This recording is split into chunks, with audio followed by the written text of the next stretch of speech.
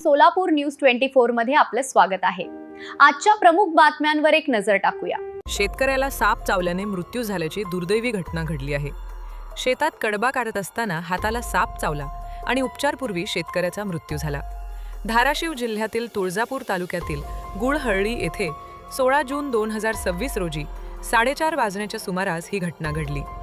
शेतात कडबा काढत असताना विठ्ठल सखाराम निकम वय 75 गुळहळ्ळी या शेतकऱ्याच्या उजव्या हाताला साप चावला। घटनेची माहिती मिळताच तातडीने नळदुर्ग येथील सरकारी दवाखान्यात दाखल करण्यात आले।